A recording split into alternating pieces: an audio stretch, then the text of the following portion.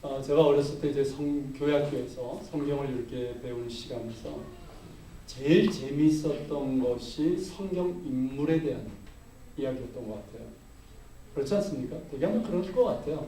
그러니까 그들이 어떤 사람이었고 어떤 사람들이었고 또 하나님께서 그들을 어떻게 부르셨고 그들이 어떻게 반응했는지 또 하나님께서 그들을 어떻게 사용하셨고 그들의 어떤 신앙적인 성공과 실패 이걸 이렇게 보다 보면 참 재밌었고 흥미진진하고 많은 것을 배울 수가 있었어요.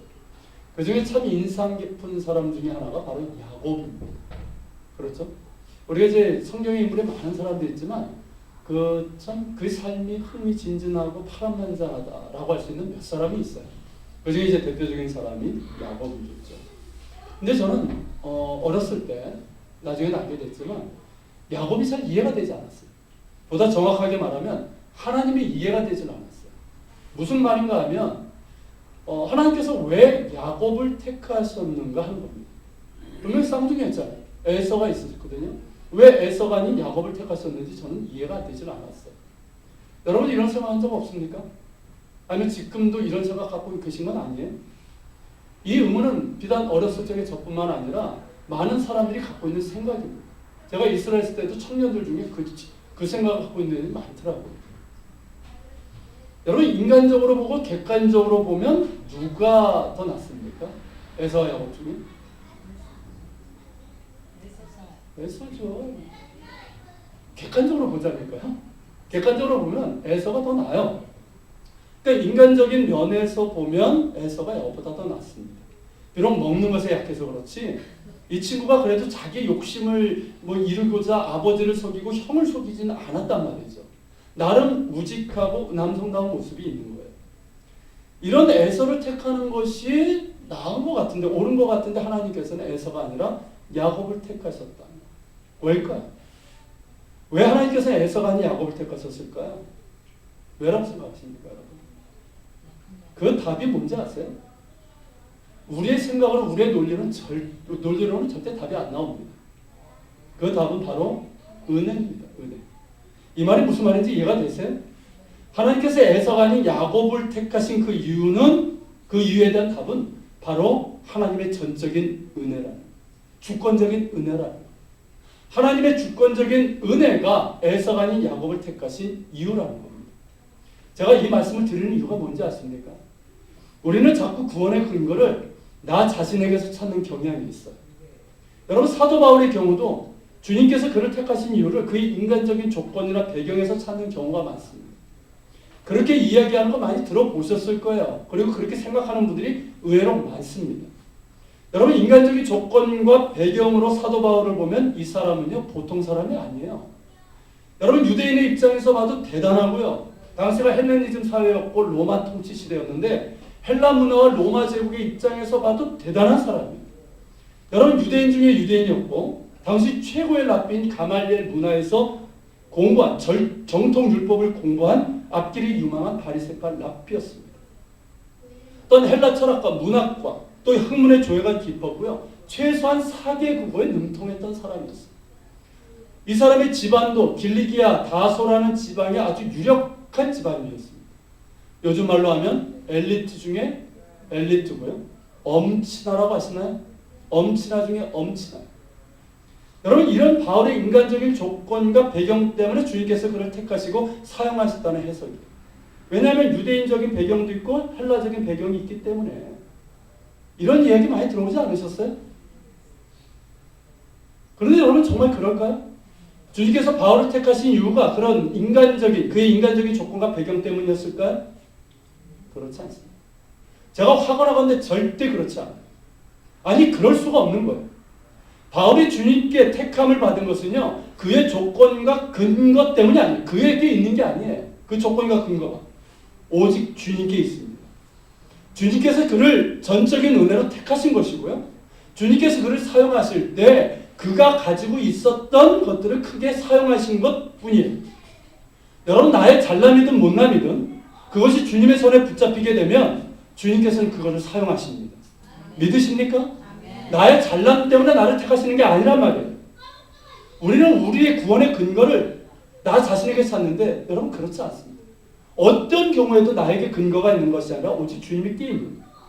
오직 하나님의 전적인 은혜만이 우리가 구원받는 근거가 되고 유일한 조건이 되는 겁니다. 그래서 하나님의 은혜는 일방적이에요. 전적인 은혜예요. 우리의 인간적인 조건과 배경을 따지면서 은혜를 베푸시는 게 아니라 이놈은 정말 요 배경을 보니까 은혜를 줄만하다, 구원 줄만하다, 그래서 구원하시는 것이 아니라 오직 전적인 하나님의 은혜 가운데서, 주권 가운데서 은혜 받을 만한 자에게 은혜를 주시는 거예요. 그래서 우리가 있는 겁니다. 할렐루야. 네. 여러분 자신을 한번 보시면 알아요. 여러분 자신을 한번 보십시오. 여러분들 가운데 구원받을 만한 근거가 있습니까? 정말? 은혜 받을 만한 자격이 있어요, 여러분들이? 만약 하나님께서 우리 안에서 어떤 구원의 근거를 찾으시고 은혜 조건을 찾으신다면 과연 몇 사람이나 구원을 받을 수 있을까요? 만약 그렇다고 한다면 구원받을 만한 사람들은요, 바알과 같은 엘리트, 성인 군자처럼 도덕적으로 상당한 수준에 있는 그런 사람들만 아마 구원받았을 거예요. 말 그대로 잘난 사람들만 구원받았을 겁니다. 그렇지 않습니까? 여러분들 다 구원받으셨습니까? 근데 다 잘난 분들이세요? 죄송한 말이지만요, 잘난 사람 하나도 없어요. 제가 틀린 말 했습니까? 여러분, 예수님의 12제자는 또 어떻습니까? 그들의 인간적인 면모로 주님께서 택하셨다고 하면 과연 그들이 제대로 택함을 받을 수 있었을까요? 일본의 여리자코 미우라 아야코가 신앙생활을 이제 하게 되면서 성경을 읽으면서 실망한 게 몇 개가 있어요. 그 중에 하나가 뭔지 아십니까? 예수님의 12제자. 12제자라고 택했는데 보니까 너무 형편없는 거예요. 아니 보세요. 예수님께서 그들에게 주신 사명이 뭡니까? 유대 땅과 온 열방의 복음을 전하라는 거예요. 당신의 교회를 세워가는 거예요. 그러려면 어떤 사람 뽑아야 됩니까? 똑똑하고 유능하고 좀 괜찮은 애들을 뽑아야 되는 거예요. 여러분 삼국지만 읽어봐도 여러분 참모들 누구를 뽑습니까? 아무나 뽑지 않아요. 용맹하고 지혜롭고 이런 사람들, 삼국초를 아시잖아요. 그렇게 사람을 뽑는데 예수님께는 어떻게 하십니까? 뭐 보면 그냥 지나가다가 쟤 있네? 너 따라와. 뭐 이런 것 같아요. 아무나 뽑은 것 같아요. 실제로 여러분 복음서 보십시오. 시원찮은 사람들, 우리와 똑같은 사람들이고요. 예수님께서 십자가에 달리실 때까지 그들의 관심은 뭐였습니까? 누가 크냐? 누가 큰 자리 차지할까? 자기들의 욕심, 그러면서 지시와 반목을 일삼았던 사람들, 말 그대로 봉숭아학당이었어요. 그럼 사실 누구나 처음에는 구원의 조건을 자신에게 찾는 경우가 많습니다. 저도 역시 예전에 그랬어요. 저 자신에게 어떤 구원받을 근거가 있다, 은혜를 받을 만한 조건이 있다라고 생각을 했어요. 비록 철없을 때 제가 그랬지만 이 정도면 뭐 이런 거 있잖아요. 아마 여러분들이 그런 생각을 했을 거예요. 아니면 지금도 혹시 그런 생각을 하고 있는지도 모르겠고요. 그런데 그게 착각이라는 것을 제가 깨달았습니다. 아주 처절할 정도로 깨달았어요. 나에게는 그 어떤 것도, 아니 추워도 구원받을 만한 조건도 근거가 없다는 것을 정말 처절하게 깨달았습니다. 여러분, 하나님 앞에서 과연 나의 무엇을 가지고 이것이 구원의 조건이라고, 은혜 근거라고 할 수 있을까요? 그 거룩하신 하나님 앞에서, 그렇게 크시고 위대하신 하나님 앞에서 도대체 나의 무엇을 의의 근거로 내세울 수 있을까요? 나는 그 하나님 앞에서 아무것도 한 것이 없습니다. 했다면 죄요, 불순종이요, 하나님을 대적하는 일밖에 한 게 없어요. 그럼에도 나를 사랑하셔서 나를 택하시고 당신의 자녀로 삼아주신 이 말도 안 되는 하나님의 사랑 앞에서 도대체 나의 무엇을 구원의 근거로 내세울 수 있겠는가 하는 말이에요. 그렇지 않습니까? 여러분, 이것을 은혜 깨달음이라고 한다면 맞는, 여러분 이게 은혜 깨달음이에요. 여러분 이 은혜의 깨달음이 있기를 바랍니다. 이 은혜 깨달음이 있을 때 우리는 우리의 인간적인 모든 조건과 배경이 아무것도 아님을 알게 되는 거예요. 바울이 고백한 것처럼 그 모든 것들이 그저 배설물과 같을 뿐이에요. 예전에 그렇게 자랑하고 그렇게 소중하게 여겼던 것들이 은혜 깨달음 후에는 아무것도 아니고 그저 배설물과 같을 뿐이고, 오직 나에게는 그리스도의 십자가 외에는 자랑할 것이 없다는 고백으로 나타나게 됩니다. 이게 은혜 깨달음. 여러분, 바울은 이 은혜의 깨달음이 분명했던 사람이었습니다. 여러분, 바울을 은혜와 연관해서 이야기한다면 이 사람은 뭐냐면 은혜의 지배 아래에 살았던 사람이에요. 은혜의 지배. 여러분 이게 갈라디아서 주제입니다. 나중에 우리가 보게 될 거긴 할 텐데요. 여러분 은혜의 지배, 사도 바울의 인생이 뭐냐 하면 은혜 지배 아래에 있었던 거예요. 그의 사역이 뭐냐? 하나님의 은혜 지배 아래에 있었던 거예요. 이게 그의 인생이 그의 사역의 전부예요. 주님을 사랑하면 할수록 그 은혜를 알면 할수록 그의 마음과 입술에서 고백되는 게 뭘까요? 나의 잘남이 아니라 나의 못남이에요. 여러분 얼마나 잘난 사람입니까? 그 잘난 사람이 그렇게 위대한 사역을 한 사람이 나는 무익한 종이라 이렇게 고백하고 있단 말이죠. 자, 성인이라고 말하기에 칭함이 부족함이 없는 사람이에요. 누구보다도 예수님을 닮은 사람이라고 할 수 있는 그가 뭐라고 고백합니까? 나는 죄인 중에 괴수다. 죄인 중에 우두머리다. 이런 고백을 하고 있어요. 여러분 이것이 무엇인지 아십니까? 이게 은혜의 지배예요.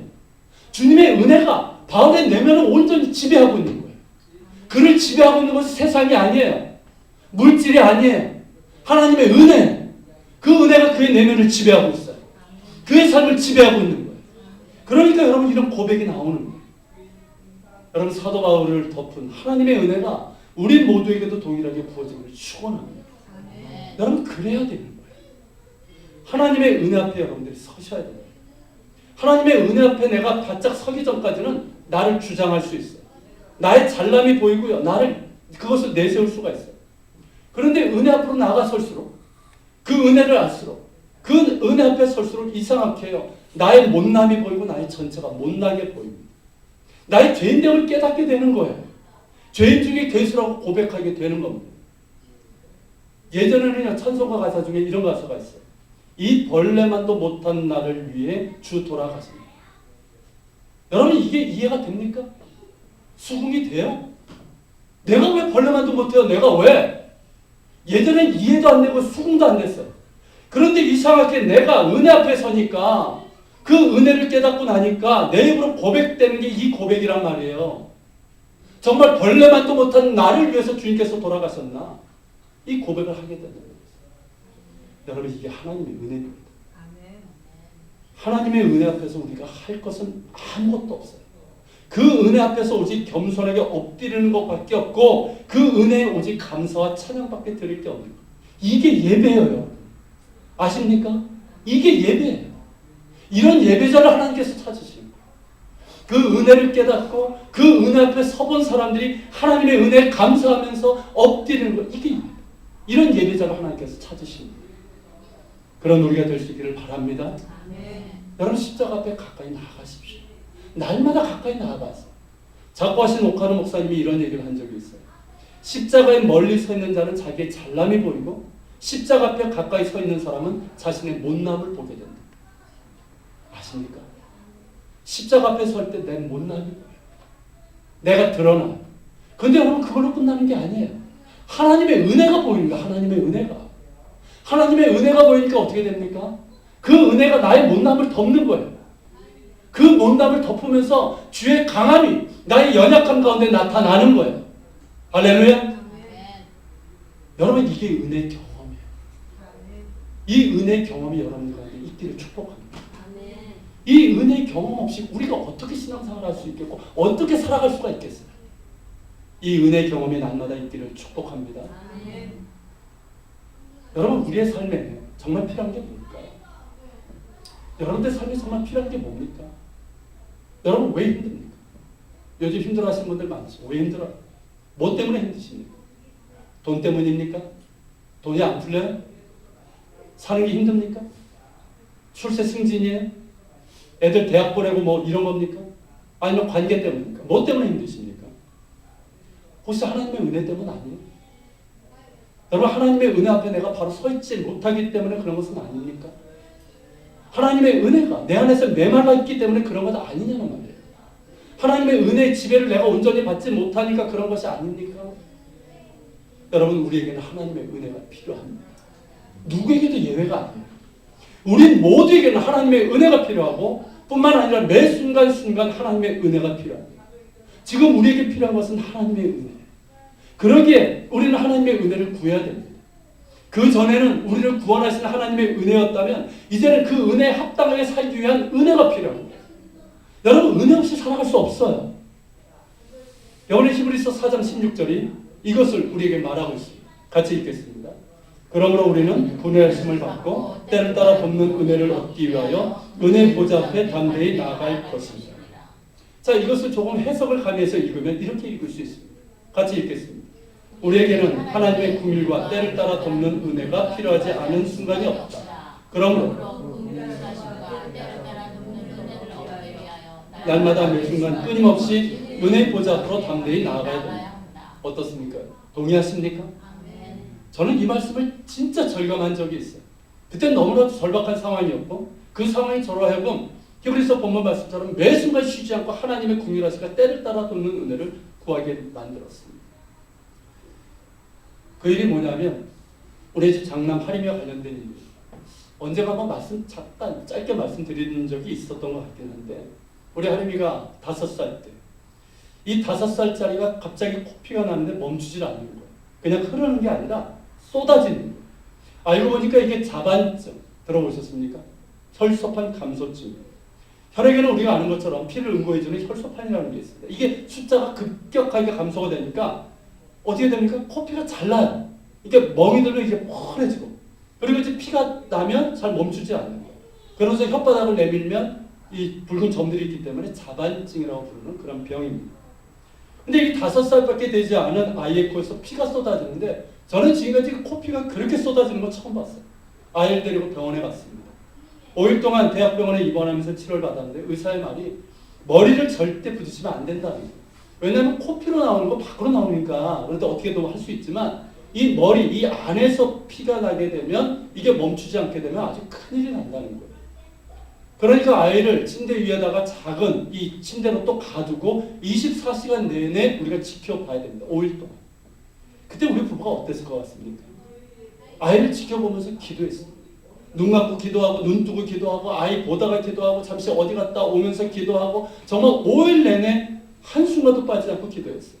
너무 절박하니까 그때 우리 부부가 교대로 기도실에 가서 기도했고 서서도 기도하고 걸어다니면서 기도하고 눈 뜨고 아이를 보면서 기도하고 샤워하면서 기도하고 심지어 화장실에서도 기도했어요. 그리고 하나님의 은혜로 하림이가 완전히 치료가 됐습니다. 여러분 그때 깨달은 게 뭔지 아십니까? 제가 우리 부부가 왜 이렇게 기도했을까? 왜 이렇게까지 기도했을까? 왜 그토록 절박하게 기도하면서 하나님의 은혜를 구했을까? 왜일까요? 너무나 중요한 일이에요. 아이의 생사가 걸려있는 일인데 너무나 중요한 일이었고 하나님의 도심이 절대적으로 필요했기 때문입니다. 그런데 제가 시간이 지나서 생각해 보니까 내 삶에 있어서 하나님의 도우심이 필요하지 않은 순간이 있냐는 거예요. 그렇지 않습니까, 여러분? 언제나 어디서나 하나님의 도우심과 인도하심이 저에게는 필요합니다. 즉 나의 삶의 모든 순간순간마다 하나님의 도우심과 인도하심이 필요한 거예요. 그래서 그때 이후에 저에게는 하나의 습관이 생겼어요. 그게 뭐냐면 수시로 기도하는 겁니다. 새벽 시간 주님을 깊게 만나는 기도의 시간 외에 걸으면서도 기도하고 운전하면서도 기도하고 사람을 만나기 전에 기도하고 마음이 힘들고 화가 나면 그러고 나서 또 기도해요. 산책하면서 기도하기도 하고 이스라엘에서 많이 했는데 요즘은 이제 제가 자주 못해가지고 할 말이 좀 그렇긴 한데 설거지하면서도 기도하는 습관이 제가 있습니다. 여러분 그러면서 데살로니가 전서 5장 17절에 보면 쉬지 말고 기도하라는 말씀이 무엇을 명령하는지가 제가 이해가 되는 거예요. 쉬지 말고 기도하라 굉장히 부담스럽게 다가오죠. 이거를 24시간 내내 기도하라는 걸로 이렇게 생각하는 분들인데 그렇지 않아요. 이게 뭐냐면 우리의 삶의 모든 순간순간마다 하나님의 긍휼하심과 때를 따라 돕는 은혜가 필요하다는 거예요. 믿으십니까? 인정하세요? 그렇기 때문에 기도하라는 거예요. 그렇기 때문에. 여러분 시간을 내서 기도하셔야 돼요. 정말. 새벽 기도든 골방의 기도든 기도하는 시간이 있어야 돼요. 딴 거보다 중요하지 않아요. 딴 거 그냥 내려놓으세요. 내려놓고. 바빠서 시간 내가 기도하지 못하겠다고 한다면 그 시간을 내려놓으란 말이에요. 내려놓고 기도하세요. 기도하는 시간을 가지세요. 뿐만 아니라 여러분들이 일을 하면서 가정일을 하면서 사람을 만나면서 비즈니스 하면서 기도하세요. 산책하면서 기도하세요. 왜냐하면 우리의 삶 가운데 하나님의 긍휼하심과 때를 따라 돕는 은혜가 필요하지 않은 순간이 없기 때문에 그래요. 기도하시길 바랍니다. 여러분 그만큼 우리에게는 하나님의 은혜가 필요합니다. 여러분 우리 주변에 힘든 분들이 많죠. 여러분들 가운데도 그런 분들이 있을 거예요. 나라 경제가 어렵고 우리의 삶이 그렇게 쉽지 않기 때문에 힘듭니다. 또 여러 가지 일들 때문에 힘들 거예요. 그렇기 때문에 여러분 더욱더 하나님의 은혜가 필요한 거예요. 그 은혜를 구하십시오. 여러분 하나님의 은혜는요. 물론 하나님께서 우리에게 다 은혜 주시지만 찾는 자에게 더해 주시는 거예요. 아십니까? 은혜 가치를 몰라. 받아도 그만 아니어도 그만이에요. 이런 사람들에게 주지 않아요. 근데 하나님의 은혜를 알아. 축복을 알아요. 여러분 그렇기 때문에 은혜를 더 구하는 거예요. 하나님의 궁유를 구하는 거예요. 그런 사람들은 어떻게 해야 될까? 잠언 8장 17절처럼 이런 모습으로 나와요. 같이 읽어볼까요? 나를 사랑하는 자들이 나의 사랑을 입으며 나를 간절히 찾는 자가 나를 만날 것이다. 이 말씀이에요. 하나님을 사랑하는 자, 하나님의 사랑을 입습니다. 하나님을 간절히 찾는 자, 하나님께서 만나 주십니다. 믿습니까 여러분? 은혜를 사모하세요. 때로는 정말 힘들고 정말 죽을 것 같은 이 상황을 여러분들이 겪을 수도 있어요. 경험해 보신 분들이 있을 거예요. 정말. 그럴 때 여러분 기도가 나옵니까? 정말 힘들고 죽을 것 같을 때 기도 안 나와요. 저도 겪어봤어요. 기도 안 나와요. 신음과 탄식밖에 안 나와요. 그런데 여러분 그때도 하나님을 찾고 하나님의 구일과 때를 따라 돕는 은혜를 구할 때 하나님께서 나의 작은 신음에도 귀를 기울이시고 그 고통의 순간에 나와 함께 하시며 나를 깊은 웅덩이와 소렁에서 건져주시는 은혜를 베푸십니다. 여러분 경제적으로 힘들고 먹고 사는 게 힘들죠. 여러분 그렇지만 그러기에 더욱더 하나님의 은혜가 필요합니다. 여러분 돈은 돈으로 해결한다고 하지만 아니에요. 하나님의 은혜가 해결해 주시는 거예요. 하나님께서 은혜 주실 때 길이 열리는 거예요. 믿습니까 여러분? 내가 고민하고 찾아낸다고 해결되는 게 아니란 말이에요. 여러분 실제로 기도해 보세요. 그 문제 앞에서 하나님께서 어떻게 여러분들에게 열어주시는지. 믿습니까 여러분? 그럴 때도 기도하세요. 그리고 주님께서 우리에게 가르쳐 주신 것처럼 그렇게 기도하라고 했어요. 오늘 우리에게 이름을 남기시고 줬어요. 이게 뭔지 아십니까? 힘들어도 감사하라는 거. 힘들어도 자족하라는 거. 그러면서 그냥 사는 게 힘들어서 무엇을 먹을까 마실까 삶의 문제에 짓눌려가지고 내가 정말 믿는 사람인지 하나님 나라를 구하는 사람인지 이것도 모른 채로 살아가지 말고 염려하면서 살아가지 말고 힘들지 어렵지 그 가운데서 감사하고 하나님을 신뢰하면서 먼저 하나님의 나라와 의를 구하는 삶을 살아가야 돼요. 그러기 위해서는 하나님의 은혜가 필요합니다. 내 의지로 되는 게 아니에요. 제가 아무리 여러분들이 얘기한다고 해도 여러분 되는 게 아니에요.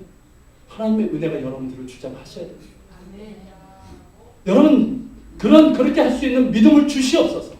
평안을 주시고 용기를 주시고 또 나의 삶의 가치관과 삶의 방향을 변화시킬 수 있는 은혜를 주시옵소서. 구할 수 있기를 바랍니다. 여러분들 가운데 처음에 그러지 않았는데 어느새 굳어지고 타성해졌고 점점 종교인처럼 되어가고 있고 내가 하나님 앞에서 영적으로 잘못되어 있다고 느끼시는 분들이 있을 거예요. 그때는 정말 하나님의 은혜를 구해야 됩니다. 그런 나에게 성령님께서 말씀을 통해서든 기도를 통해서든 설교를 통해서든 아니면 주변의 다른 사람을 통해서든 너 그거 아니야. 돌이켜. 그렇게 살면 안 되라고 하실 때 여러분 그 순간만 움찔하고 머뭇거릴 것이 아니라 성령님께서 지적하시는 그것을 붙잡고 하나님의 은혜를 구해야 돼요. 돌이켜야 돼요. 그래서 다시 은혜 지배 가운데 있어야 돼요. 여러분 어떤 경우에도 나 자신이 은혜 수면 아래 있어야 됩니다. 나의 자아가 은혜 수면 아래 있어야 된다는 거예요. 나의 연약함, 상처, 과거의 아픔, 나의 기질과 성격 모두가 하나님의 은혜 수면 아래 있어야 돼요. 여러분 이 말의 의미를 아십니까? 은혜 수면 아래 있다는 거. 여러분들이 수면 아래 있는지 은혜 수면 아래 있는지 아니면 드러나 있는지 한번 확인해 볼까요? 어떤지? 여러분들한테 감사가 있습니까? 감사가 있어요? 있어요? 힘든 가운데서 정말 감사가 있고 하나님을 찾는 간절함이 있다면 여러분 은혜의 지배 아래 있어요. 근데 그 가운데서 정말 여러분들 기쁨을 잃어버리고 감사를 잃어버리고 생활의 염려에 끌려다니는 거라면 지금 은혜 위기예요. 여러분들이 지금 어떤 상황 가운데서 힘들지만 어떤 관계든 뭐든 간에 그 가운데서 감사하며 그러면서 정말 하나님께서 원하시는 삶을 살아가고 있다면 여러분들 은혜 수면 아래 있는 거예요. 그렇지만 그 가운데서 힘들어서 욱하고 평상시 그러지 않은데 욱하거나 그런 모습들이 나타나는 이게 예전에 예전에 인간적인 모습이 나타난다고 한다면 그거는 은혜의 위기예요. 저도 가끔 그럴 때 있어요. 저도 이렇게 보통 때 보면 이렇게 좀 사람이 온화해 보이죠? 그죠? 네. 그러다가 어쩔 때 저도 막 갑자기 제가 예민해지는 어떤 상황이 있어요. 그러면 저도 욱할 때가 있어요. 그러면 누가 당황하는지 아십니까? 우선 아내가 당황을 해요. 그리고 제가 당황이 돼요. 왜 그러냐면 제가 알아요. 아, 내가 지금 은혜 위기 가운데 있고. 그렇기 때문에 그러고 나서 제가 따로 기도하는 시간을 갖습니다. 하나님 다시 은혜로 덮어주옵소서.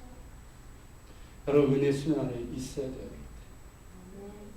여러분 우리가 왜 상처를 받는지 아십니까? 여러 가지가 이유가 있겠지만 내 마음이 거기에 머물러 있기 때문에 그래요. 그래서 힘들어하는 거예요. 내 마음이 과거의 상처에 자꾸 머물러 있어요. 내 생각이 여전히 과거의 상처야. 거기서 벗어나지 못하고 있어요. 내 마음이 나의 자존심에 붙들려 있어. 그리고 내가 두려워하는 것들이 있단 말이에요. 아십니까? 누구나 자기가 힘들어하는 게 있어요. 두려워하는 게 있어요.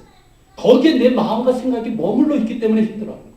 그러니까 누군가 말이나 행동으로 내 과거의 상처나 내 자존심이나 내가 두려워하거나 힘들어하는 것을 툭 건들면 어떻게 될까요? 그렇게 힘든 거예요. 그렇게. 거기에 상처받고 미워하고 분노하고 그 사람을 정죄하고 상대도 하지 않으려는 이렇게 나가게 되는 거예요. 어떤 경우 상대방이 그런 의도로 한 게 아닌데도 내가 내 상처에서 벗어나지 못하니까 스스로 오해하고 판단하고 정죄하고 분하고 힘들어합니다. 그렇지 않습니까, 여러분? 내 마음이 머물러 있는 그것 때문에 상처를 받는 거예요. 그것 때문에 힘들어하는 거예요. 그렇다면 여러분 그 해결책은 다른 데 있지 않습니다. 내 마음을 다른 데로 옮기면 되는 거예요. 내 과거의 상처, 자존심, 열등감, 두려움, 힘들어하는 거기에 머물러 있는 내 마음을 옮겨서 어디에? 주님께 두세요. 주님께. 내 마음을 주님께 두고 십자가에 달리신 예수님께 두십시오. 그러면서 은혜를 구하세요. 그렇게 해서 주님께서 내 상처와 내 손상된 자존감과 두려움과 연약함을 치유할 수 있는 기회를 드리란 말이에요. 사람이 치유하는 게 아니에요. 주님의 은혜가 여러분들을 치유하시는 겁니다. 믿습니까? 주님께 여러분들의 마음과 생각을 두시고 주님께서 내 마음을 상처를 치유할 수 있는 기회를 드리란 말이에요. 언제까지 그러고 있을 겁니까? 주님께 마음을 두세요. 내 마음을 두세요. 여러분 헨리 나우엔이라는 그 기독교 저명한 저수 가시죠, 사상가. 상처 입은 치유자라는 짧지만 정말 감동적인 책이 있습니다. 그 책은 꼭 읽어보시면 좋은데 여러분 거기서 말하는 상처 입은 치유자가 누굽니까? 바로 우리 주님이세요. 자, 우리에게 오신 메시아의 모습은 어떤 혼자가 슈퍼맨의 모습이 아니에요. 그 모든 몸이 상처투성이에요. 너무 상처가 많아가지고 붕대를 감고 있는 데가 한두 배가 아니에요. 근데 그 상처를 가지고 좌절하고 분노하고 다른 상처받은 사람들 막 이런 다른 사람들을 정죄하고 인생을 저주하는 모습이 아니라 온몸이 상처투성임에도 불구하고 그 상처를 가지고 다른 상처받은 자들을 품어주고 싸매주고 치유해주는 그런 모습이에요. 이게 우리의 주님이십니다. 이런 예수님께 내 마음을 두라는 거예요. 내 과거의 상처, 나의 손상된 자존감, 내 안에 있는 두려움, 연약함에 내 마음을 두지 말고 거기에 묶여 있지 말고 내 상처 입은 그런 상처들, 마음들을 상처 입은 치유자신 예수님께 내 마음을 두라는 거예요. 그래서 상처 입은 치유자신 예수님께서 나의 상처를 어루만져 주실 수 있도록 하라는 겁니다. 그리고 은혜를 구하세요. 나를 불쌍히 여겨달라고 여러분 은혜를 구하십시오. 그리고 상처 입은 치유자신 주님을 닮아가는 사람이 되게 해달라고 구하세요. 여러분 이 은혜가 우리에게 너무나도 필요합니다. 여러분 상처 없는 사람은 없어요. 아무도 없습니다. 아십니까? 나만 상처 있는 게 아니에요. 다 상처가 있어요. 여러분 자존감이 건강한 사람이 몇이나 될 것 같습니까? 몇 안 돼요. 대부분 다 상처난 그런 자존감을 갖고 있단 말이죠. 그 안에 두려움이 있어요. 누구나 두려워하고 힘들어하는 게 있어요. 연약함이 있단 말이에요. 근데 문제는 뭐냐면 어디에 내 마음을 두느냐 하는 거예요. 어디에 내 마음을 두느냐. 내 마음을 주님께 둘 수 있기를 바랍니다. 그럴 때 주님의 은혜가 여러분들의 마음을, 심령을 지배하게 되는 거예요. 할렐루야. 여러분 우리의 가정과 자녀들을 위해서도 은혜를 구해야 됩니다. 자, 예수님께서 십자가를 지시고 골고다로 가실 때 그 뒤에 가슴을 치며 통곡하며 뒤를 따르던 여인들이 있었죠.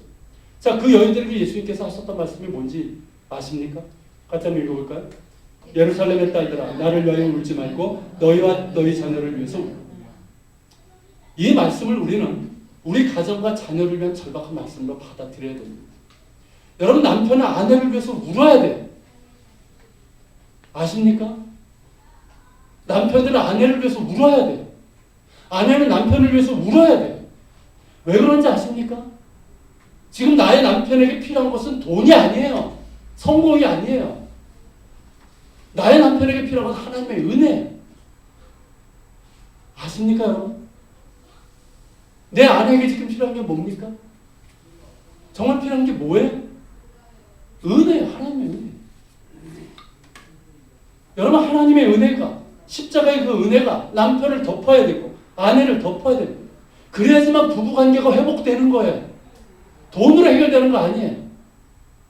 하나님의 은혜가 남편과 아내를 덮고 치유해 주실 때 부부관계가 회복이 되고 가정이 회복되는 거예요. 여러분, 부모들은 자녀를 위해서 울며 하나님의 은혜를 구해야 됩니다. 여러분, 우리 자녀들이 살아가는 환경을 한번 보세요. 지금 초등학생인데 행복하지 않다, 인생이 행복하지 않다고 하는 애들이 지금 애들이에요.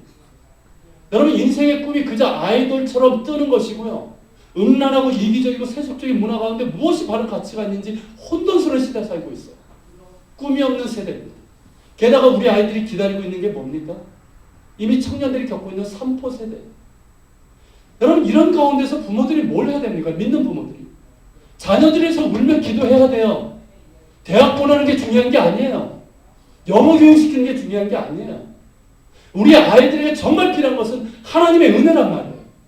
하나님의 은혜가 우리 자녀들을 덮을 수 있어야 돼요. 어려서부터 그 10년 가운데 하나님의 은혜가 있어서 하나님의 말씀을 애들이 배워야 돼요. 믿습니까, 여러분?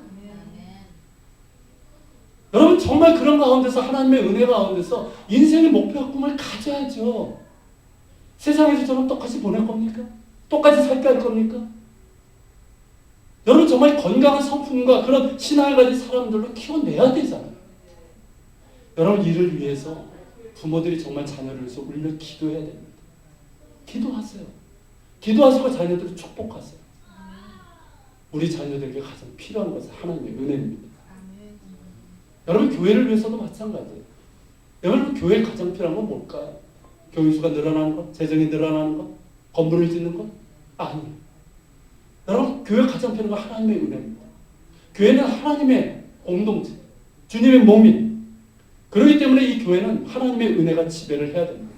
사람들의 목소리, 주장, 세속적인 가치, 불신, 갈등 이런 것들이 지배를 해서는 안 돼요. 저는 교회에 대해서 참 고민을 많이 하고 기도를 많이 합니다. 여러분, 우리가 교회에 대해서 고민을 해야 돼요. 여러분, 우리 교회가 정말 주님의 교회, 주님께서 원하시는 교회가 되려면 우리가 어떻게 해야 되는지, 무엇을 해야 되는지에 대해서 고민하면서 기도할 수 있기를 바랍니다. 여러분, 우리 교회가 정말 주님께서 원하시고 기뻐하시는 교회, 주님께서 주인 되시는 주님의 몸된 교회가 되려면 우리가 가장 먼저 그리고 우선적으로 구해야 될 것은 하나님의 은혜입니다. 우리를 긍휼히 여겨 주옵소서. 우리에게 은혜를 주시옵소서. 우리를 고쳐주시고 우리를 회복시켜 주시고 우리로 하여금 하나님의 영광을 보게 하여 주옵소서. 말씀을 전하는 이 제단에 은혜를 주시옵소서. 우리 예배 가운데 은혜로 임하시옵소서. 우리의 관계 가운데 은혜로 덮어주시고 우리의 모임과 나눔과 섬김 가운데 은혜를 주시옵소서. 이 은혜를 구할 수 있는 우리가 되길 바랍니다. 여러분, 은혜를 사모하십시오. 사망으로 기도하세요. 사모하는 자에게 하나님께서 크신 은혜로 여러분들에게 임해 주실 겁니다. 여러분, 기도는 말이 아니라 무릎이에요. 이론이 아니라 실제로 무릎 꿇는 데 있습니다. 여러분, 기도하십시오. 교회 나와서도 기도하시고 개인적으로도 기도하세요. 교회는 만민이 기도하는 집이라고 했습니다. 교회는 성도들의 기도가 쌓여야 돼요. 기도 없는 교회에서는 아무 일도 일어나지 않지만 기도가 쌓여서 뜨겁게 기도하는 교회는 하나님의 은혜의 역사가 일어납니다. 여러분, 우리 교회가 그런 교회가 되길 바랍니다. 여러분, 요즘 새벽기도 때 우리가 전도서 말씀을 나누고 있죠. 정말 해야 하는 새 것이 없습니다. 그런데 여러분, 오직 하나님의 은혜만이 우리를 새롭게 합니다. 할렐루야. 하나님의 은혜만이 나의 심령을 날마다 새롭게 하십니다. 하나님의 은혜만이 나의 가정을 새롭게 하십니다. 하나님의 은혜만이 여러분들의 사업상에 새로운 은혜를 부어주십니다. 그 은혜만이 우리 교회를 새롭게 하십니다. 그 은혜를 사모하십시오. 은혜 깨달음이 있기를 축복합니다. 은혜 지배 가운데 여러분들이 있기를 축복합니다. 그래서 하나님의 은혜가 여러분들의 삶의 동인이 되고 여러분들의 삶을 이끄는 목적이 될 수 있기를 제 이름으로 축원합니다. 우리 같이 기도합시다. 이 시간 말씀을